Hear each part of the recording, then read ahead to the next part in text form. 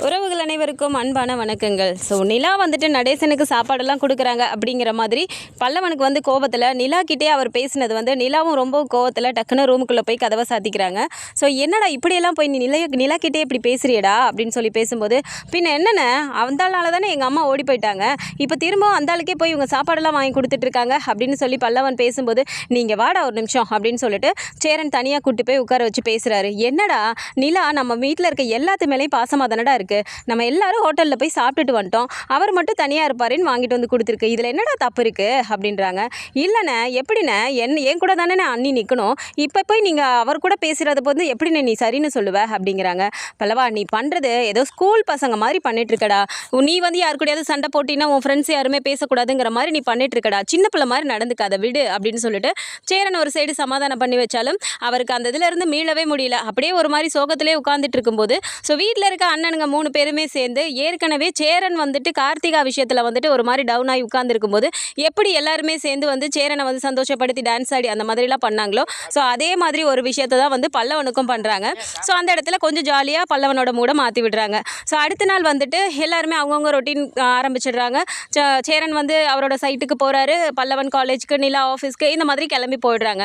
அப்போது சைட்டில் வந்துட்டு சேரனும் அப்புறம் அனிஷும் வேலை பார்த்துட்டு இருக்கும்போது திடீர்னு சந்தா வந்துட்டு வேக வேகமாக ஓடி வராங்க. பையா பையா அப்படின்னு சொல்லிட்டு கத்திக்கிட்டே ஓடி வரும்போது அனிஷ் வந்துட்டு என்னப்பா ஏன் சந்தா ஏன் இப்படி ஓடி வர அப்படின்னு சொல்லிட்டு அனிஷும் கேட்குறாரு. கூடவே சேரனும் இருந்துட்டு ஏன்பா என்னப்பா ஆச்சு அப்படின்னு சொல்லி அவரும் கேட்குறாரு.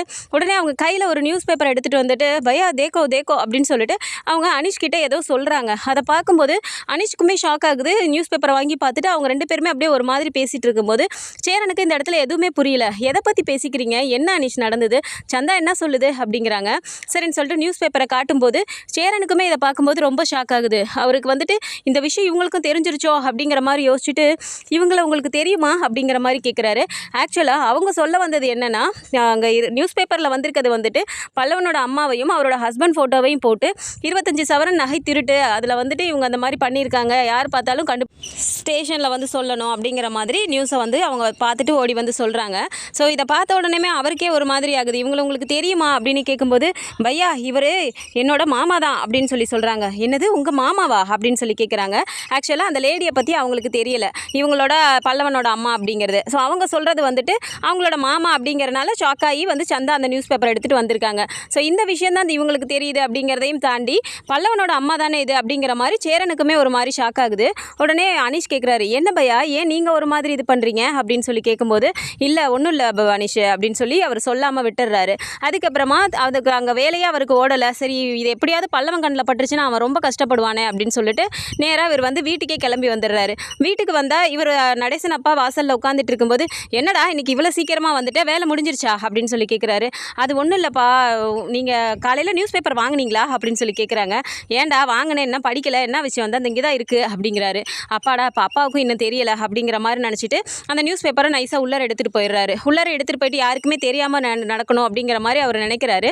ஸோ கொஞ்ச நேரம் கழித்து பார்த்தா ஈவினிங் ஆகிடுது.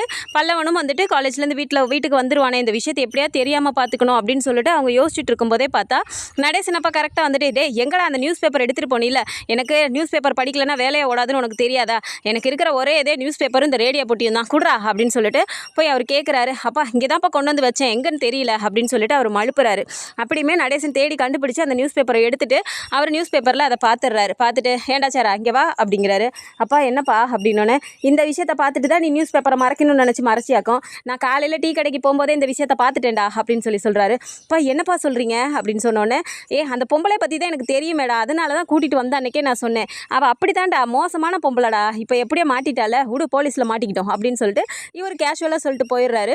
இருந்தாலும் பல்லவன் என்ன இதை பார்த்து ரியாக்ட் பண்ணுவானோ, எங்கேயும் அவன் பார்த்துடக்கூடாது அப்படின்னு சொல்லிட்டு ஒரு மாதிரியே இருக்கார். ஸோ நிலாவும் வந்துட்டு எல்லாருமே வீட்டுக்கு வர ஆரம்பிச்சிடுறாங்க. வந்ததுக்கப்புறம் பார்த்தா சேரன் வந்துட்டு ஒரு மாதிரியே இருக்கிறத பார்த்துட்டு என்னென்ன ஒரு மாதிரி இருக்கீங்க, உடம்புது சரியில்லையா என்ன அப்படின்னு சொல்லி கேட்கும்போது உடனே நடேசனை பறந்துட்டு அவன் மதியமே வந்துட்டாமா, என்ன விஷயம்னு கேளு அவங்கிட்ட அப்படின்னு சொல்லி கேட்குறாங்க. என்னென்ன மதியமே வந்துட்டிங்களா நிஜமாவா அப்படின்னு சொல்லி கேட்குறாங்க. ஒன்றும் இல்லைப்பா ஒரு மாதிரி தலைவலிக்கிற மாதிரி இருந்தது, அதனால தான் வந்துட்டேன் அப்படிங்கிற மாதிரி அவரும் சொல்கிறாரு. கூடவே நடேசனப்பா என்ன சொல்கிறாரு, அம்மா நிலா இங்கே வாமா அப்படின்னு சொன்னோன்னே, சொல்லுங்க அங்கிள் அப்படின்னு சொல்லி கேட்டோன்னே, நான் நேற்றே உங்ககிட்ட சொன்னேன்ல அந்த பொம்பளை பற்றி என்கிட்ட துருவி கேட்டுட்டு இருந்தியே, இந்தா இங்கே பாரு அப்படின்னு சொல்லி நியூஸ் பேப்பரை தூக்கி காட்டுறாரு. அதை பார்த்தோன்னே நிலாவுக்கு ரொம்பவுமே ஷாக்கிங் ஆகுது. அங்கிள் என்ன அங்கிள் சொல்கிறீங்க அப்படின்னு சொன்னோன்னே, பார்த்தில்ல அவ்வளோதான் போலீஸில் அவள் மாட்டிட்டா, இவனை தானே நீ பார்த்தேன்னு சொன்ன அவள் புருஷனா அப்படின்னு சொல்லி கேட்குறாங்க. ஆமாம் அங்கிள் இவங்க 2 பேரும் தான் அப்படின்னு சொல்கிறாங்க. பாரு எங்கேயோ போய் வசமாக கையை வச்சுருக்கோங்க போல இருக்க, நல்லா மாட்டிடுச்சுங்க அப்படின்னு சொல்லிட்டு இவர் சொல்லிட்டு இருக்காரு. அங்கிள் இது பல்லவனுக்கு தெரியக்கூடாதுல்ல அப்படிங்கிறாங்க. என்னம்மா அங்கே தான் ஊருக்கு டீ கடையில் எல்லா டீ கடையிலையும் தொங்க விட்டுருக்கானுங்களே, இன்றைக்கி ஹாட் நியூஸே அதுதான் போயிட்டுருக்கு. எல்லா நியூஸ் பேப்பர்லேயும் தான் வந்திருக்காங்க, தொங்க விட்டுருக்கதா அவன் பார்க்காம வந்தால் சரி, பார்த்துருந்தானே அதுக்கு நான் பொறுப்பு இல்லை அப்படிங்கிற மாதிரி அவர் சொல்லிடுறாரு. ஸோ இந்த விஷயத்தை வந்து சோழன் கிட்ட பாண்டியன் கிட்ட சொல்லும் போதுமே என்ன மாதிரி அவன் ரியாக்ட் பண்ண போகிறானோ தெரியலையே, எப்படி இருந்தாலும் அவனுக்கு தெரியலனாலும் அப்படியே இருக்கட்டும், யாரும் நம்ம தெரிஞ்ச மாதிரி அவன்கிட்ட காட்டிக்க வேண்டாம் அப்படிங்கிற மாதிரியே அவங்களும் மெயின்டைன் பண்ணுறாங்க. ஸோ கரெக்டாக வந்துட்டு பல்லவன் காலேஜ் விட்டு வீட்டுக்கு வராரு. வீட்டுக்கு வந்த போதுமே வந்து எல்லாருமே வந்துட்டு நார்மலாக பேச ட்ரை பண்ணுறாங்க. இருந்தாலும் சேரன் தான் எப்போவுமே அவருக்கு நடிக்க தெரியாது, ஏதோ ஒரு விஷயத்தில் வந்துட்டு ஓவர் ஆக்ட் பண்ணி வந்து காட்டி கொடுத்துருவாரு. ஸோ பல்லவன் கிட்ட வாண்டடாக போயிட்டு, என்னடா பல்லவா காலேஜில் இப்படி பண்ணியா அப்படி பண்ணியா, டீ குடிக்கிறியா, திரும்ப ஒரே வார்த்தையை கேட்கும்போது பல்லவனுக்கே ஒரு மாதிரி ஆகுது. என்னென்ன இப்போ தானே நீ கேட்ட, திரும்ப கேட்டுட்ருக்க, என்னென்ன ஆச்சு உனக்கு அப்படின்னு சொல்லி கேட்குறாங்க. ஒன்றும் இல்லைடா பல்லவா சும்மா தான் கேட்டேன் அப்படின்னு சொல்லும்போது, இப்போ தனியாக கூட்டிகிட்டு போயிட்டு சோழன் என்ன ஓவர் பர்ஃபார்மன்ஸ் பண்ணி நீயே அவங்ககிட்ட காட்டி கொடுத்துருவா போல அப்படின்னு சொன்னோன்னே, அப்படியாடா கொஞ்சம் ஓவராக நான் பண்ணிட்டேனோ, எனக்கு நடிக்கவே வரமாட்டேங்குதுடா அப்படிங்கும்போது, நீ நடிக்கவே தேவையில்ல, நீ பாட்டுக்கு எதுவும் போய் அவங்ககிட்ட நீ வளராமல் இருந்தால் சரி அப்படின்னு சொல்லிட்டு அங்கே இது பண்ணுறாங்க. ஸோ அதுக்கப்புறமா பார்த்தா பல்லவன் வந்துட்டு நைட்டு தனியாக ஒரு மாதிரி போய் உட்காந்துட்டு இருக்கும்போது எல்லாருமே பார்க்குறாங்க, இன்னும் காலையில் தான் இவனை சமாதானப்படுத்தி வச்சோம், திரும்பவும் இவன் இப்படியே உட்காந்துட்டு இருக்கானே அப்படின்னு சொல்லிட்டு எல்லாருமே போயிட்டு பேச ட்ரை பண்ணி கொஞ்சம் ஜாலியாக வச்சுக்கணுங்கிற மாதிரி பண்ணும்போது, உடனே பல்லவன் இந்த இடத்துல இருந்துட்டு, அண்ணி உங்ககிட்ட நான் ரொம்ப தப்பாக நான் பேசிட்டேன்ல, என்னை மன்னிச்சிருங்க அண்ணி அப்படின்னு சொல்கிறாங்க. என்ன பல்லவா அதெல்லாம் ஒன்றும் இல்லை, இதெல்லாம் ஒரு பெரிய விஷயமா, நீ என்ன தானடா சொன்ன, அதெல்லாம் ஒன்றும் இல்லை விடு அப்படிங்கிறாங்க. இல்லை நீ எல்லாருக்கும் இந்த விஷயம் தெரிஞ்சிருக்கும்னு நினைக்கிறேன், ஆனால் இவ்வளோ பெரிய விஷயத்த கூட எனக்கு தெரியக்கூடாதுன்னு நினச்சி நீங்கள்லாம் பண்ணிட்டுருக்கீங்களா அப்படின்னு சொல்கிறாங்க. உடனே எல்லாருக்குமே ஒரு மாதிரி ஆகுது. சேரன் இருந்துட்டு, நீ எதை சொல்கிற பல்லவா அப்படின்னு சொன்னோன்னே, இல்லை நான் வீட்டுக்கு வந்தோடனே அதோ அவர் வச்சுருந்தாருல நியூஸ் பேப்பர் அதுலேயும் பார்த்துட்டேன், இது இல்லாமல் நான் சாயந்தரம் காலேஜ் விட்டு வந்தேன்ல, அப்போ பஸ் ஸ்டாப்பில் நின்றுட்டு இருக்கும்போது எய்த்தாப்பில் டீ கடையில் தொங்கிட்டு இருந்துச்சு, அங்கேயும் நான் பார்த்துட்டேன் அப்படின்னு சொன்ன உடனே எல்லாருக்குமே ஒரு மாதிரி ஆகுது. ஸோ பாண்டியன் போயிட்டு, அதெல்லாம் ஒன்றும் இல்லைடா விடுடா அப்படின்னு சொன்னோடனே, இவங்க இந்த மாதிரி தானே, நிஜமாவே இவங்க இப்படி தானா, என்னால் நம்பவே முடியலண்ணே, என்னோட அம்மாவானே அவங்க, நிஜமாவே உங்களுக்கு தெரியுமா அப்படின்னு சொல்லி கேட்குறாங்க. டே பல்லவா அவங்களோட சூழ்நிலை என்னவோ அந்த மாதிரி பண்ணிட்டாங்க, நீ அதை பற்றிலாம் எதுவும் பண்ணாதடா அப்படிங்கிறாங்க. இல்லைண்ணே இவங்க இந்த வீட்டுக்கு வராமே இருந்திருக்கலாம், அதனால தான் திரும்ப போயிட்டாங்க போல இருக்கு, ஏதோ ஒரு காரணம் இருக்குன்னு நான் யோசித்தேன், ஆனால் அவங்க இப்படி இருப்பாங்கன்னு நினச்சி கூட பார்க்கலையே, அதை பார்த்தியானே கூடவே அவங்களோட புருஷன் போட்டிருக்குண்ணே, அப்போ அவங்க வேறு யாரையோ கல்யாணம் பண்ணிட்டு தான் இருப்பாங்க போலண்ணே, அதனால தான் அவங்க போயிட்டாங்க அப்படின்னு சொல்லிட்டு அவர் ஒரு மாதிரி அழுக ஆரம்பிச்சிடுறாரு. ஸோ எல்லாருமே போய் சமாதானப்படுத்தும் போதுமே நடேசன் உடனே எழுந்து வந்துடுறாரு.